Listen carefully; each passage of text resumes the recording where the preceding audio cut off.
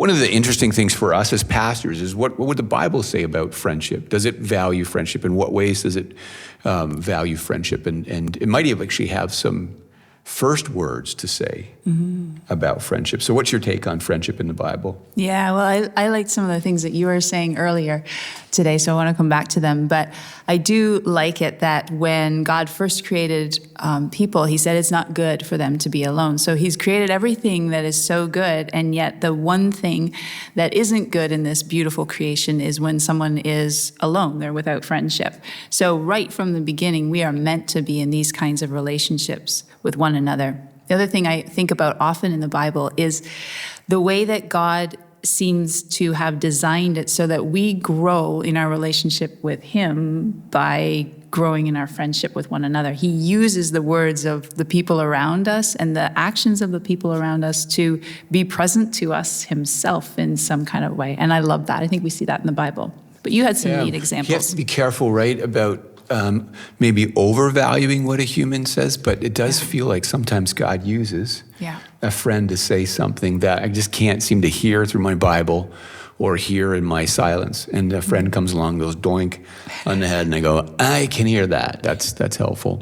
Well, we were talking about the way that friendship maps out early in the game. It's for those of us who are monotheists, we believe there's one God, only one. Reading the Genesis 1 account of creation, God said, and it was so, and it was this day and that day. And then it says, let us. And then God said, let us make mankind in our image. It's like, us? We believe in one God. And so some people would say that's a real typo. And other people would say, no, see, the reality of this God who is one is that this God also lives in relationship. Christians call this the Trinity, the Father and the Son and the Spirit. And so before there was anything, there was relationship. Before there was anything, there was friendship. This is why, I think we were both listening to somebody else say, this is why you can say in Christianity that the fundamental quality of God, identity piece, is love. God is love.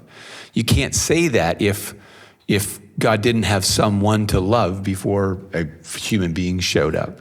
But because God is love, God was love, God is love even before creation sort of came about. This is like fundamental to the universe. It's fundamental to our way of being. And then, like you point out, Genesis 2 talks about, I mean, it's a beautiful sort of cadence of it's good, and then it's not good. It seems like a setup where God is trying to emphasize how super important friendships are. Not just marriage, right? Not just husband and wife, but friendships. And then the sad part is that's where the thing falls off the cliff, because sin enters in, and where you notice right away the devastation of sin is in the breakdown of relationships.